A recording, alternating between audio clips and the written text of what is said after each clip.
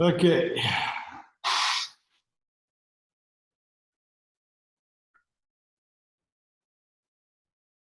Morning.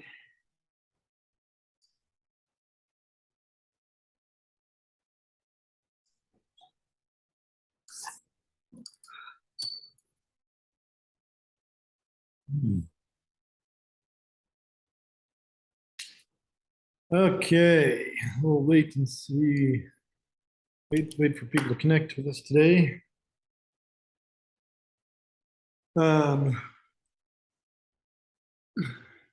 This particular computer is kind of a minimalist computer. It has no standard USB ports on it. It only has the newest version of USB, whatever they call it, USB 5 or whatever it is. So if you put your presentation onto a drive and then tried to come up here and use this, it wouldn't work for you. However, you can email me your presentation and then it will be here and you can just open it. So that's probably the best option. I can't really disconnect this computer because this is where Zoom is connected to the projector and everything else. The downside of this is that I have to figure out how to do my evaluation of everybody's presentations.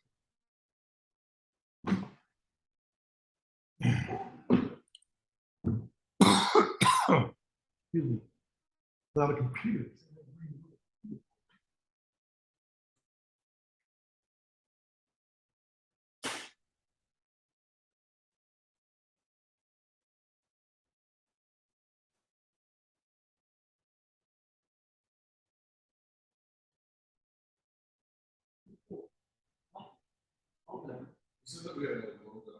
Yeah, Mine is black, so yeah, much. I did make it black. That's wrong.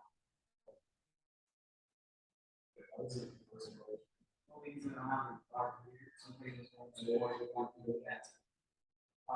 it's turned on. When it's turned on, it's black. You need. Oh. Yeah, mine's in her. And I like how we like all that white on blue or just black on blue. I feel like White I'm on all blue. white, yeah. I think white would be different. White is just a little Yeah. bit. Uh.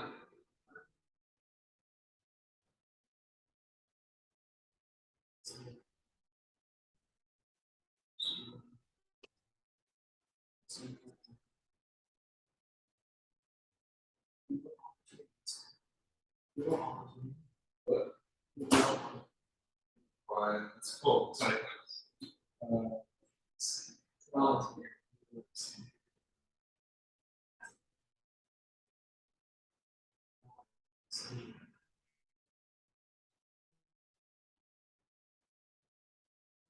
I see it. You never. I see it.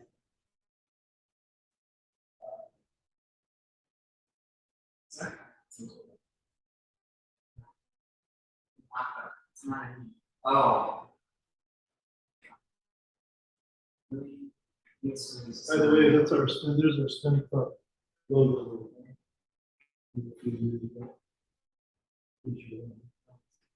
I like that.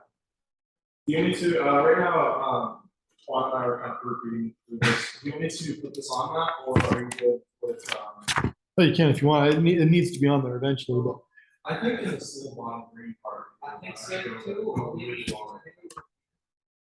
Or top right, and then. these posters also have it on it. Like that poster has it on the bottom right corner too. Okay. Can you send me this, picture? Yeah, I can send you the actual file. Looks like Hunter's connected with us. Who else are we missing here? Can you hear us, Hunter? Yep. Okay, we are missing Lane. And we're missing Cameron and Matt. And Dustin. No, this is the wrong class. reassigned. Wrong class. Let's try a different class. Let's try the correct class. Roster. Here we go. We're missing Nolan. And we're missing Nolan. Kiefer will be online. Wait, has Nolan been connecting with us or has he been watching later too? I don't know. Yeah, I should take notes on these kinds of things, but we'll wait a few more minutes and see if Nolan does show up. Today we will be starting the presentations. I will be putting your names essentially in a proverbial hat and pulling them out.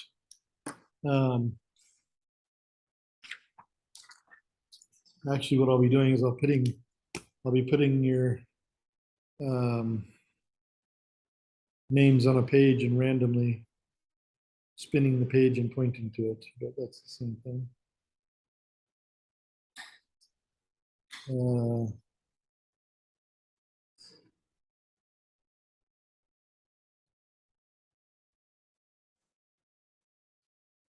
We will be hearing from Kiefer last because there's a delay in him getting things.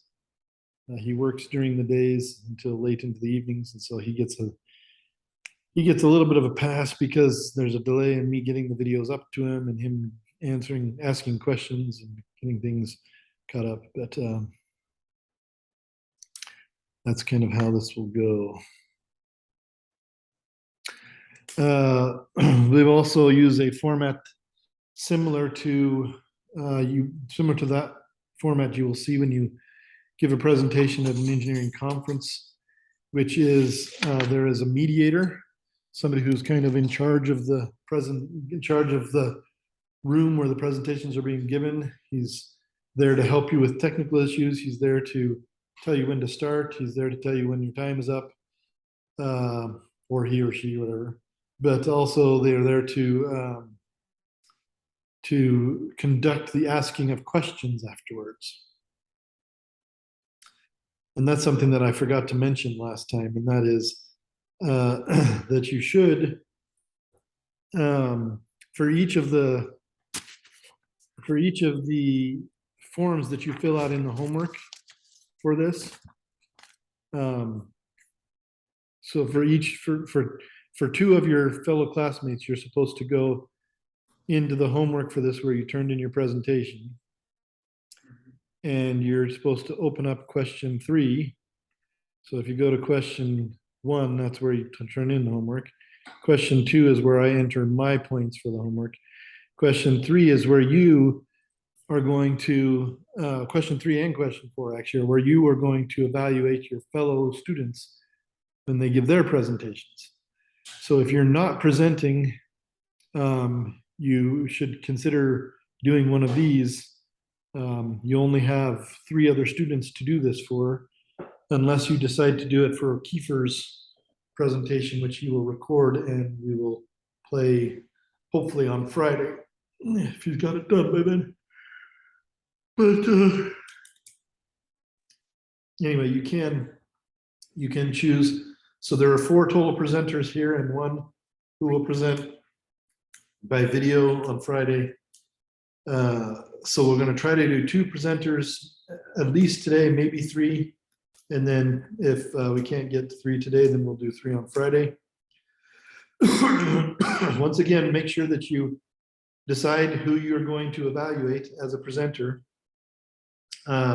If you just decide you're going to evaluate the first 2 that come up, that's fine. If you decide on specific people you'd like to evaluate as a presenter, that's fine too. But you should decide how you're going to do that and then open up your homework to the engineering field presentation homework to question 3 and get started with that. You put the name of the presenter and their topic at the top, and then you give them points 1 to 10 on 5 different things, and you give them specific feedback. You do need to write down some specific feedback. One thing they did well and one thing they could work on is enough. It doesn't even have to be full sentences if you don't want to. It can just be a quick statement, but that is also required. Some students find it easier to just write down the answers to these things on paper and then enter them later. That's the way I'm going to do it, but you can do it however you want. Any questions before we start, before I choose who's gonna present first? Any questions, Hunter or Nolan? Nolan, you came in late. Did you miss anything that you need to have a question about? I think I got it. Well, I think we're good for now. since this is a Zoom presentation kind of thing, the way that we will do this is we will show the slides on the screen. We will keep your picture on the screen so that they can see you as well on the screen. And when we turn it over to you guys out there in the Zoomverse, then we will switch the control of the video to you guys, and you will share your own screen and your own picture of yourself. You do need to turn on your cameras when you're presenting so that we can see your faces and how you're doing things. All right, so I'm going to make my random selection here. Close my eyes and spin my paper, and I'm going to pick somebody. And the somebody is going to be Daniel. So Daniel is our first contestant. Welcome.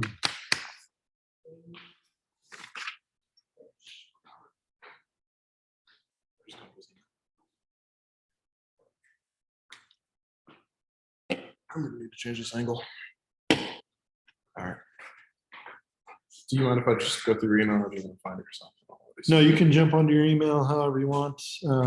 Just log in remotely to whatever email service you're using. And Okay. go for it.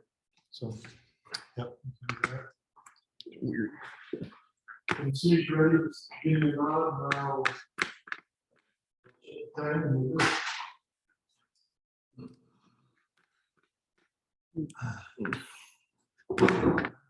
You may sit to give your presentations since we're doing this over Zoom. That's totally fine. I was gonna angle this because I'm a You can totally stand up and angle the computer. this is Firefox. Hold up, I'm struggling a little. Would you prefer to use something else? No, I'll manage. I'll be a big boy. What do you use, Chrome? Yes, I had emailed it to you. What is Chrome? Oh, you're using your email to me. not to me. Yes, I did. That's why I was like, I don't want to go snooping through Oh, that doesn't have your stuff. anything important going on. Let's see here. It's right here. It's just mine's an Outlook here. So there it is.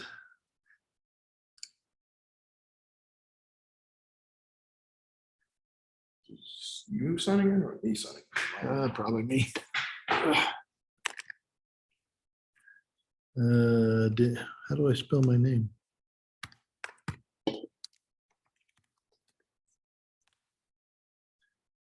Password. I don't know what my password is. That's what computer memory is for. This is the pointer. The bone. That's that's not my password. E.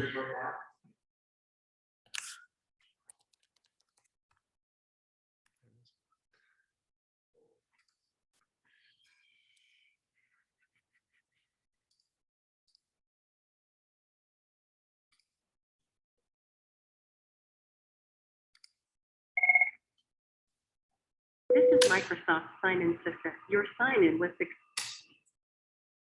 All right, now it should be going here. There you go.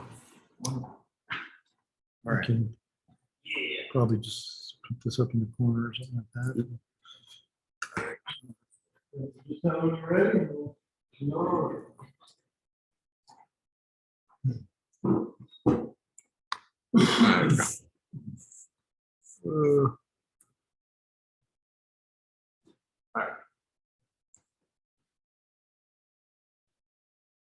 Right. Let's, go ahead. All right. Hello, my name is Dan. Today I chose to do my presentation on mechanical engineering. Chose to do so because I'm going to be majoring in mechanical engineering. What a surprise. So first of all, a little bit about me. Why do I want to be one? CAD stuff. That's just what got me into it. It was what I did a couple years ago in high school. And ever since then, I've just learned more and more about it through various sources on my own, just it's a passion for me. As a mechanical engineer, you get a lot of self-reliance. Usually you're not micromanaged in the workplace. You are given projects to complete and your bosses go and do them and you go and do them. I'm a goal-oriented person. Some work is bad, but you know, it's the results that make me happy. It's seeing that final project come together that is really just fantastic. They work in professional environments often, and it works for me. I hate working with people who act younger than they are. I often think of engineering degrees as trade school bachelor's degrees because you often don't need to get higher education to make a pretty good amount of money. And you usually go straight into the workforce after college if you choose to do so because everybody needs engineers. So what's a mechanical engineer? Usually they're a person. They can be confused with robots or zombies if you interact with one, or law students or doctoral students. There's a lot of work to be a mechanical engineer. It's a very broad discipline, and that broadness is not to be confused with shallowness because they have to learn a lot about a lot, not a little about a lot. But usually they deal with a lot of moving things, and they're innovators too. One definition that I found that I enjoyed from Michigan Tech was they make a difference in the world because they center on creating technologies to meet human needs. They're problem solvers. They don't find new problems necessarily as much. They usually work on old problems in order to meet needs. I have a picture of Bill Nye up here because he originally had an engineering degree, mechanical engineering degree. Obviously, he did a lot in his lifetime. He got multiple other degrees. He did the show. But I like to think of him as somebody that's had a good start, a good base with that degree. So kind of a little bit more what they do in the workplace. They design, develop, and build things. They use various softwares, usually CAD, like I mentioned before, sometimes programming. Usually we leave that to the software engineers though, because that's not our specialty. It's definitely not mine. I hate coding. Sometimes they'll go out in the field or a warehouse where they work if help needs to be done. If they need to make sure something is going well or explain how something works, or they give presentations on stuff on their projects to show off prototypes. Other than that, they normally work in an office, just in air conditioning because it's nice. They'll also draw up sketches pretty often. That's a big thing. With that 3D design aspect, there needs to be a 2D design aspect because you can't always look at those 3D parts. And it is a big issue and one that I personally ran into a lot this summer. An internship that I had with sketches, and the engineers at these companies that we would produce parts for did not always have the best sketches. And we'll have an example on this next slide of those sketches. So the one on the right is more of a 3D view. They're both in the CAD software, but you can see that they're dimensioned out properly. You can see where everything is supposed to be. Still, I showed this to him earlier. Did not know to show it like this. I apologize. People in Zoom land can see everything perfectly fine.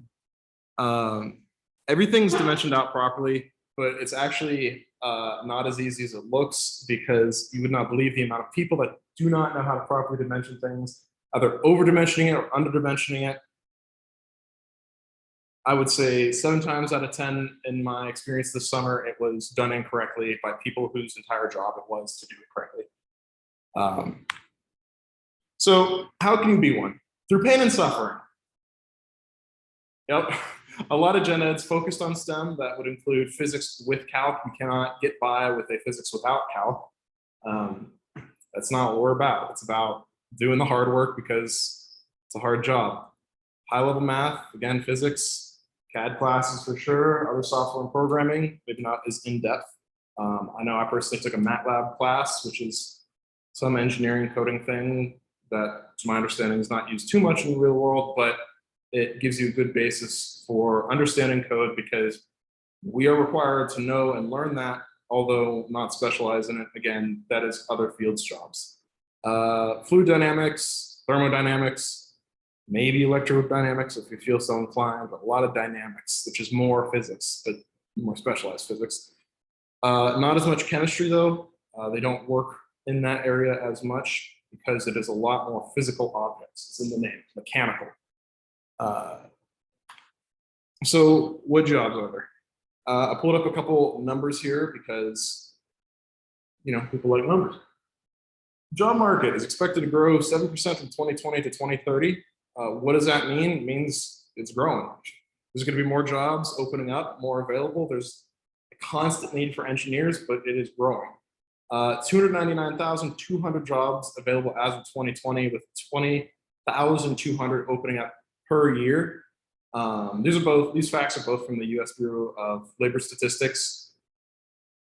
Basically, to cut it down shorter, jobs are opening up. It's a very big area for work, and you basically can always use one. One job that you will find often listed online, or what companies might be looking for, is project managers. What I've found in my experience is that there's a growing number of associate's degrees out there that specialize in all sorts of different things, architectural design. I can't name them all because there's just so many. I think there's a gradual move towards a different style of schooling. And I think a lot of the bachelor's degrees of engineering are going to be at the head of it, where they're in charge of those people with associates. And just because different rates of pay, different specialties, it's this whole social aspect, but project managers, that is a big thing that engineers can do. And then a lot of companies also will just list it as mechanical engineer, the position, just because they don't like to complicate things, and they'll find a home for you. They will fill the slot that they need with a mechanical engineer because they can do so much. In addition, a lot of places will have some sort of on-the-job training. They just need that mechanical engineer to have that basis of understanding, as well as the ability to learn those new programs and those new tools that that company likes to use. Not every company uses the same software. So some examples of some companies that would hire you. I personally put down some defense companies because that's just where I want to work for. Lockheed Martin, Boeing, Raytheon. Boeing is also works with planes. Some car manufacturers, Dodge, Ford, Tesla. Everybody likes Tesla. I personally do not care about them. Almost every company in an industrial sense needs a mechanical engineer of some shape just because they can do so much. And the list would honestly probably be shorter, easier to make if you were looking for companies that don't need engineers. So to finish, it's a jack of all trades kind of job, kind of field. You can do so much with it, and that's one of the reasons I really like it, is I'm not limited by some major in what field I choose to work in. Median wage as of 2020, I believe, was $95,300, which is not small, but that will also depend on where you work and where you live. I know some mechanical engineering jobs that will pay as low as $50,000, and I really don't enjoy the engineers that will lowball their abilities for a low pay, because I think that not everybody can be one. It's been my personal passion for years. I almost chose not to do it. Calculus hit me like a truck in high school. ROTC almost broke me last year, and I almost did the whole military thing and gave up on my dream of heavy math. But are there any questions? Yeah, Steve, let's give them a round of applause first. Thank you very much. So just for your information, usually at the end of your presentation, you will usually thank people that contributed to your work. It's just you in this case, but any organizations that you're associated with, you might mention them. And then you would just end kind of like that with that general thank you, and maybe hear some references from all the things all the different papers I read to do this research, because usually this is a research. And then usually it's applause and then questions, and then I start the questions, just for your information. That's not something we're going to really stick to here. hardcore, but I do want you to kind of get a feel for what that would be like. And it looks like you went about, so you started about 13 after, and it's about 24 after, so 11 minutes. That's pretty good. That's much longer than most of my students can go with a presentation. So 10 or 11 minutes is just about right. So yeah, if there are any questions, so does anyone have a question? People in the Zoomiverse, could you guys hear me pretty well? Yep, that was good. Yeah. All right. No questions? Anybody have Nope. any, mechanical engineering? Okay, I have a question. Were you considering being an engineer through the military? Yes. I was. Army, Air Force, Navy. I was in the ROTC program at UNL, struggling a lot. Obviously, I transferred. Which one? The Army, Air Force, or Navy? Navy. Navy. I was struggling a lot, and I almost decided to just pick a different major just to go with the military, but I was like, I'm already struggling enough because certain things in the military. One of my first slides was having the ability to kind of do what I want. And you don't really get a whole lot of that in the military. So No, it's no. kind of like, why would I ever even want to do it? It's a weird conversation. It's an interesting thing though, because most people don't think of military and engineering in college, but it is definitely an option if that's something that appeals to you. My son joined the military last year, kind of out of the blue. We had like weeks notice before we left, and we had no idea. And he actually works for the NSA now. He's in the Army, but he's a officer. Well, he's working under the National Security Agency at a national security facility, and he's some kind of specialist doing Army intelligence something. I can't tell you. But it's interesting because now that he's a specialist, they're going to actually put him through college while he's in the Army and improve his understanding of computers and math and science, I guess, or something. And also languages. I think he's going to do a language too. And that's going to all happen while he's in the Army. It's all going to be completely paid for. And that's all while we're paying for him, his apartment, and paying for his living and food and everything else. And he doesn't even have to live in like barracks. He actually lives in an apartment the Army's paying for. And it's quite an interesting thing to watch being done, because I've not had the experience myself. If you're going into the Army, they have what is called the Army Corps of Engineers, and they do a lot of big national projects together with engineering companies like bridges and roads and other things like this. And actually, my grandfather was in the Army Corps of Engineers back in World War II and post World War II. In fact, my grandfather was actually a major in the Army, so that's the highest level of officer you can be before you become essentially a colonel. Like colonel is a general level, is a command level officer. A major is just beneath that. And that was actually interesting for him because he was stationed in the Philippines, I believe, at the time when they dropped the bomb on Hiroshima. And he was actually the first American soldier at all.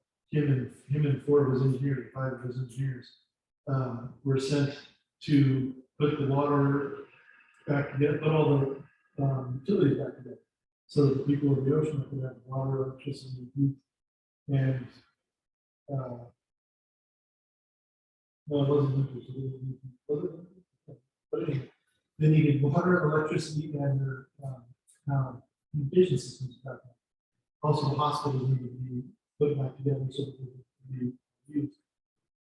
He was in charge of essentially rebuilding the infrastructure so that they could put down the business of recovering from all that. He was also in charge of disarming the city at that time. So he and 5 American engineers were the entire American presence in Hiroshima for like a month. So just in there. And so it's a very interesting thing to even have photographs. He took a lot of photographs to be a professional photographer as well. So he took a lot of photographs with his Graflex 5x5 and the old camera from the Spider-Man cartoons where it has the big handle and the bellows on the front, big light roll on it. That's the camera. But if you're going into the Navy, one last thing. Yeah, the unique thing about engineering is nuclear. Mhm. Because that's the biggest thing that they do in the Navy. It's not the only thing, but it's the biggest thing. And it's the most different thing. So they're big into nuclear power because of submarines and aircraft and cruisers they're all nuclear power. So Did your son enlist or commission? my son enlisted. Okay.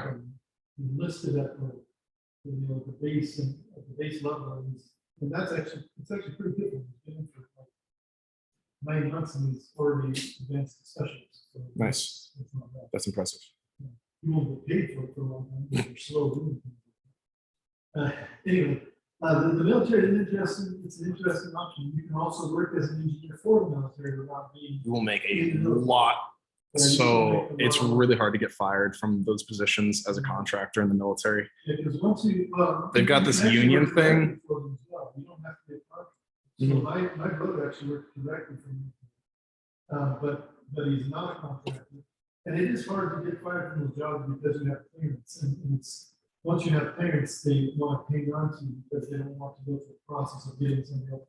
Well, You have to be an American citizen to work as a contractor or as directly working for the military. So you can't work for them as a foreign national. But there's a lot of interesting opportunities. they've also got a form of union. I don't remember what it's called, but basically, unless you rape somebody or murder somebody, you can't get fired. It's near, Yeah. they'll move you from a base to somewhere else, but it's nearly impossible to get fired. And if you become an officer, they will push for you to get your master's as well. Yeah, they definitely want that. They definitely want a college degree and advanced degrees for their officers, and so they pay for that. Yeah, it's actually a really good way to do things. Had several friends do it, and now I have a son who's doing it. And even my grandfather had his master's degree in engineering. So yeah. No more questions at all? Any other questions sparking from that conversation? Zoom people. Nope. Give one more round of applause. Thank you very much. So, choose our next contestant. I'm using a random name generator, otherwise known as a piece of paper with names written on it. And then I'm just randomly picking. References and accolades, would that also have to do with having the certain citations not during the presentation, but instead at the end? As far as what goes, let's say. Citations. Because like I use specific facts and I use a quote. Oh, yeah. Are you saying I should put that at the end or when I say? So sometimes, so if it's like a quote, usually that's during the presentation, you'll put that in. But if you're using information or knowledge or research done by somebody else, if you're building on someone else's research, if you use their research to develop your research, that usually should be in a citation at the end. If you use any of their graphics or any of their things, any of their specific ideas, you usually give them credit in it as well. It kind of depends on the forum that you're working in. Depends on the length of your talk. The shorter the talk, the more you reference things. The longer talk, you leave them at the end and you don't talk about them. You just put them at the end in a big long list. It depends on who you're talking to, what field you're in. Different fields expect different things. So yeah, there can be a lot of different things when it comes to references and citations.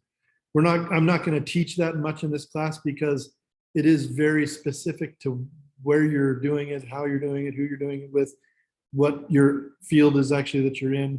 It's very specific to that, and you will learn that specifically as you get closer to your goal of your education. You'll learn more specifically how that should be done. So no point in learning it the wrong way and then learning it a different way later. Okay, so I used my random name generator and I came up with Nolan. Nolan, are you ready? Not ready. I'm sorry? I'm not ready. You're not ready. Okay, let's do another one. Juan. Juan is next. Now, wait, who else do we have on here now? We have, Dan, did you sign on with your? I joined it just in case. Oh, you joined it, okay. Okay, that's fine. I sent it to your email. Okay, let me get it out here. Does the web version of PowerPoint support animations? Hope it does. Yeah, it should. It's It's, been like an hour. I don't know. actually, I don't even know. Apparently, I've never used PowerPoint on this computer. Oh, nice. There you go. So hopefully it's an updated version. This is a new Okay. computer.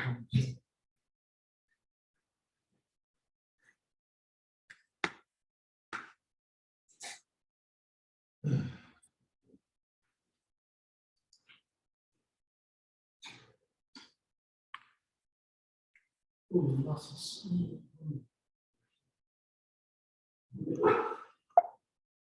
Okay. Go ahead. You wanna start? Yeah, go ahead. Hello everyone. My name is. Do I have to invite the computer to me? Okay. My name is Juan Pablo Sanguito. This is how you spell my last name. You actually need to. Zanguitu.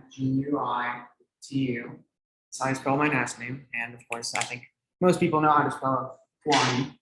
I'm going to talk about software engineering. I've been wanting to be a software engineer since I was 12 years old. Back in the day, well, at least in my country where I'm from, we didn't have software engineering when I was 12.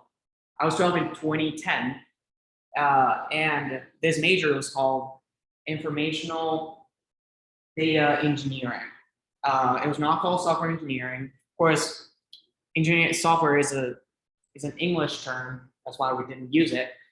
But yeah, I'm going to talk about software engineering. Before we get into this specific kind of engineering, I think it is worth noting what engineering is or what it means to me. We all know the denotation of software engineering. We all know what it means, but I think we all have our personal definition of what it means to be an engineer and what a good engineer does.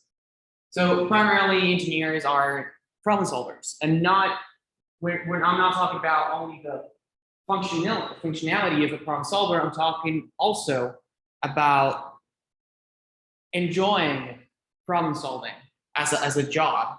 And that's why engineers are engineers, and that's why they become engineers. Because if you don't like solving problems, then why would you be an engineer? Then secondly, we have that in order to solve those problems, engineers have to create new inventions. In software engineering, we create pieces of software that help us with our everyday life. Some engineers are more focused on implementing their skills into actually helping themselves get throughout the day. Some people create pieces of hardware and software to like automate, to make their coffee in the morning automatically, for example. Now, when you actually work as a software engineer, you stop worrying about yourself and your problems, but you start worrying about your community and what people in your community need. And then you use your piece of software and your developments to help people, the world. It's more like that's more of a philosophical statement. It's kind of hard to become an engineer that actually help the world. You actually need to be really smart to do that. Also, engineers are independent thinkers, meaning that they want to be left alone. They want time to think. They want time to concentrate into deep thoughts, because that's what you need to create value. And most importantly, value that is appreciated by other people. And finally, from my perspective of what makes a good engineer, engineers are team workers. So we would spend a lot of time alone. We would sum up the ideas that we came up with, and then we would discuss those ideas and their different applications with other engineers. It doesn't necessarily have to be software engineers. It can be any kind of engineer. I think it's fruitful to actually discuss things with a lot of different engineers. Not necessarily engineers, but also, I don't know, if you're a software developer that, by the way, software developers and software engineers are just used as an interchangeable term. So I'm going to be using both to to actually talk about software engineering. But basically, you may want to talk with graphic designers if you are a software developer that work with JavaScript and actually you implement those designs.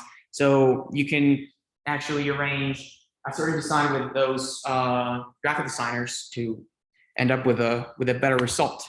Now, engineering principles for software engineering, we have testability. Testability meaning that whatever you make, whatever code you actually code, whatever piece of software you do, has to be testable. And while you're doing it, you have to test everything in order to ensure that the functions work as expected. So you cannot, hold on. There you go. You cannot actually just not worry about what you code. Every piece of code, every function, every class that you make has to be tested, and in order for you to know that your code will work. So that's why you actually want your code to be tested. Then maintainability. Back in the day, code wasn't written to be maintainable. Code was actually just meant to be written once and then to not worry about it again. Nowadays, things have changed because now the world is more globalized. Everyone has access to a fast internet connection. And that means that we can update certain bugs in the software that we use today. For example, for Windows 11, for Windows 10, those came out with a lot of glitches and bugs back in the day. But because they're maintainable, that means that software developers can react to the user's complaints and then fix them. So yeah, your code has to be easily maintainable. Then we have integrity. It is assigned to have a structural integrity. Your code has to be arranged a certain way for you to, in a chronological way, sort of speaking. There's a lot of conventions of how to arrange your code. I'm not going to get into them because I think that's a little bit too technical. Then you also need to have external integration, meaning that this is more user related in the sense that your HUDs, your interfaces have to be arranged in a way that they're easy for the user to use. Most importantly, then we have ethics. As I said before, if you want to be an ethical engineer, you have to put the interests of others before yours. So that's very important. And then management. I've talked about this before as well. You have to be involved and proactively listen to other professionals that are around you in order to understand them better and be able to actually manage them. As a software engineer, you're normally the one in charge of the project. If it's in case of a software development project, you are most likely the one in charge. And that's why you need to know what others can do for you and how to manage them. Now, we go into how to be a great software engineer. There's many ways on how you can become one. I think finding a mentor, a great mentor if possible, is incredibly useful. You can find a senior software developer that can teach you how to write code, but most importantly, it can teach you how to think like an engineer a little better. It'll help you mental strategies, or I would say it would help you on being able to narrow down the objectives of the code that you want to write and how you can achieve it. Then you need to learn how to communicate well. Unfortunately, engineers tend to be a little bit antisocial. We tend to be introverts, and communication is not our best skill, of course. At the same time, unfortunately, it is important to know how to communicate in order to manage people that work for you. Hold on, that was a mistake. There you go. this is kind of like a funny one. You need to learn how to use Google effectively, meaning that you need to know how to look for what you need to know. Software engineers are known for actually copying code from the internet all the time. I personally don't find that cheating. Some engineers just know how to Google well, and they don't have good engineering skills. So I think they tend to get nowhere with their career. They just call themselves software engineers, but they're actually Google engineers. They just know how to Google correctly. Of course, writing code every day will make you a better software engineer. That's logical. And because you need to hone your craft regularly, you need to actually give yourself goals and targets that will help you become a better engineer. Now, when we get into how much engineers make, I only worried about the US estimates because everyone that's going to listen to this presentation is probably going to be from the US. So no point on adding my country's rates or any other race. We have, there's basically 3 categories for software engineering. We have entry level, mid level, and senior level. I didn't have the mid level because I didn't find it fruitful to add it. So here we see that the average income for a software engineer, entry software engineer, is $82,000 per month, per year. And then I have all the online job recruiting app pages like Glassdoor, ZipRecruiter, and PayScale. And we also see that senior level software engineers make $121,000 a year in average, of course. Now, what do you need in order to become a senior level engineer? Well, technically, you only need to spend 6 years working for a certain company, and then you will be considered a senior software engineer. Now, in order to be hired as a senior software engineer, we see that in the US, the average age of senior software engineers is 39 years old.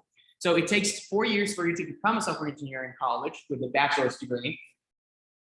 And it would take you ideally 6 more years working for a company to actually become a senior software engineer. But we see that most senior software engineers in the US are almost 4 years old. So that tells us that companies actually don't really care about what it takes to be considered a senior engineer. They just care about your experience. Then we get more into what's going on. Oh, there you go. We get into the percentage of software engineers by gender. We have this nice looking guy in the screen. 92% of software developers in the US are men. Then we have a 7.7% of software developers are women, and 1.2% are non-binary. This software engineering is a field that is dominated by men per se. There's a lot of men in this field. We do need, it would be actually beneficial to have more women in software engineering, not because of gender parity, but also because women tend to process information differently and think differently, and it would be actually pretty useful for us. Then we go into percentage of software engineers by age. We see that 80% of software engineers, at least in the US, are in between 20 and 40 years old. So most software engineers today are pretty young, relatively. And the only 1.1% of them are 60 years old or older. Now, because I said before, software engineers are introverted and they don't want to deal with a lot of people all the time, most of them want to work remotely. In fact, according to the 2022 State of Remote Engineering Report, 75% of software engineers want to work remotely. What does that mean? Well, it means that engineers find that they're more effective at their job and more efficient when they work alone, not when they work with teams. Now, already 60% of them work. Already 60% of them work fully remotely. So there's still 50% of software engineers that work that wish to work. Yes? I have to give you 1 minute warning because classes are 1 minute. Okay. Well, the downsides of working remotely is that isolation was found to be the key complaint of software engineers. 30% of us feel a lack of direct contact with others. So that's one of the downsides of working remotely. According to the Bureau, is that how you pronounce it? Bureau of Labor Statistics, software engineers projected to grow 22% in the next 8 years.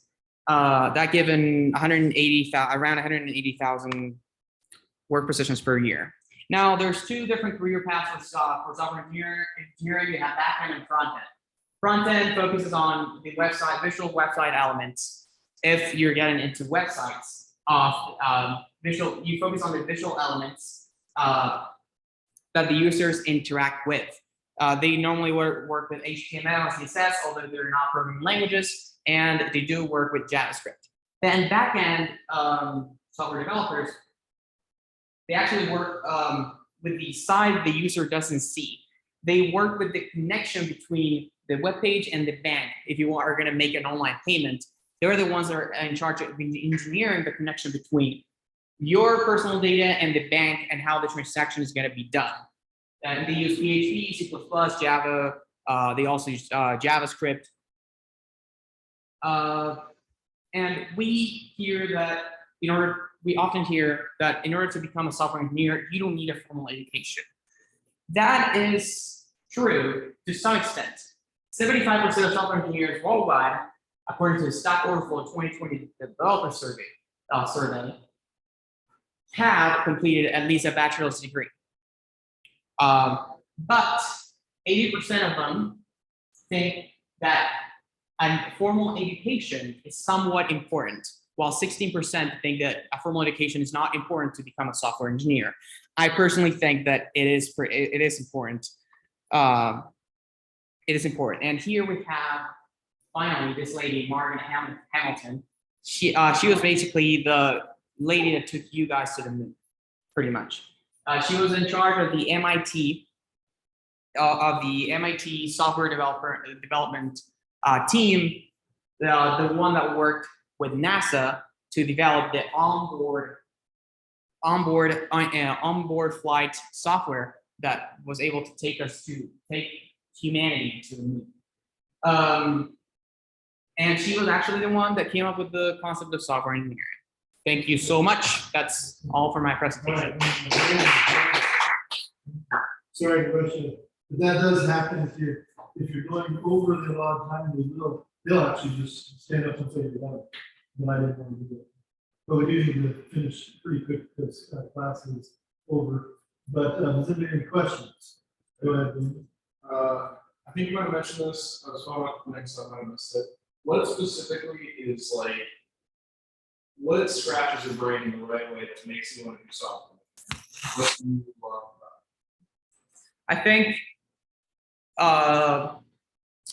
what really gets me addicted to software engineering is the eureka moments, when you actually cannot find a solution to a problem, and then you think about it a different way and it makes you understand how to solve it. Those moments give you the dopamine that you need in order to stay addicted to writing code. I think those moments are the most memorable ones, the ones I still remember when I bug fixed my first line of code and how happy I was after that. So yeah, definitely being able to solve hard problems. And of course, the frustration of actually having a hard problem to solve is not enjoyable sometimes. But once you find a solution to that and see how silly you were, or how you didn't notice about that you actually forgot to put a semicolon at the end of your code line and things like that, those mistakes actually make you laugh and make you enjoy your job. Yeah, so I would agree. I would say most software engineers kind of get this thrill out of making the computer do what they want it to do, right? You feel powerful. Yeah, it's definitely a character trait of software engineers, a successful one. And it's interesting to me because I am not a successful computer burner at all. I get the same kind of feeling when I build something with my hands. I'm much more of a building kind of person, hands-on kind of person. But people are all different, and so they all have their different things that really kind of connect with them. Software engineers definitely are a type for the most part. They're not all exactly the same, of course. And I've known plenty of software engineers that are also really good at doing things with their hands. But everybody's slightly different, but you definitely notice this. I don't know if I've met any software engineer that doesn't get a kick out of essentially forcing a machine to do what they're commanding it to do. They just have this desire to like, you're a machine, I'm a man, you're gonna do what I say. And so it's kind of interesting. Are there any questions out there in Zoom? You guys have any questions? No questions. That was good. No. So now that we've got two out of the way, if you have not, if you did not give any feedback.